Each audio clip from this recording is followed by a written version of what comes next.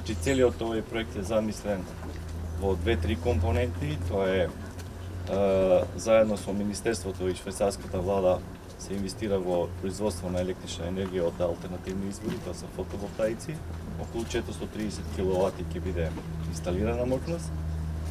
Ние сами, како општина, заедно со училиштата, правиме уште еден исчекор, веќе сме во фаза и завршена е постапката да сами инвестираме уште околу 450 киловати, така да целиот пакет е околу 960 киловати, скоро 1 мегават енергија, чиста енергија, која што ќе се користи повеќе намеси. Знаете, со ЕУ за општините подобивме проектот за топлина, односно оваа енергија која што сами ќе произведуваме, зимно време ќе ја трансформираме во топлинска, така да ќе имаме двојни заштети и на топлинската енергија и на електричната енергија, а летно време ќе пробаме тоа да го компензираме со уличното осветлување, да граѓаните полека се растаретуваат или барем средствата кои што ги прибираме по тој основ побрзо ги инвестираме во инфраструктура да го забрзаме развој, бидејќи сега сме премногу споро. Знаете дека локалните самоуправи имаат ограничен фонд на извори на финансирање и ние мораме да почнеме сами да размислуваме.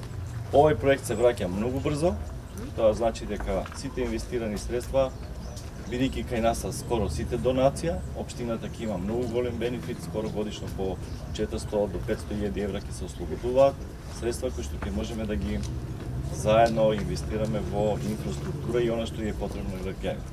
Јас во оваа прилика неизмено се заблагодарувам што го поддржаа овој проект и Министерството и швајцарската влада и сите донатори и Европската унија нормално. Така да се надевам дека во иднина ќе биде едно мало пилот проектче да и покаже на сите општини како треба сами да се грижат за она што не очекува. Енергетската транзиција, зелената енергија, за кој што сите декларативно се залагаме, ама еве ние практично тоа го правиме. Само да разграничиме, значи оваа електрична енергија ќе биде искористена за производство на топлинска енергија. Дали збориме и за училиштата и спортската сала и спортскиот центар 25 мај, бидејќи таму имате друг проект. Зашто ќе се користи оваа енергија? Што ќе се произведува? Вака, сите 5 објекти во овој проект се опфатени 5 јавни објекти, тоа е спортската сала, училиштето Крсто Петко Книсирков, гимназијата во Радовиш, една зграда на детската градинка и зградата на собранието на општина Радовиш. Сите тие објекти ќе бидат врзани во систем и сите ќе ја користат заедничка оваа енергија како група.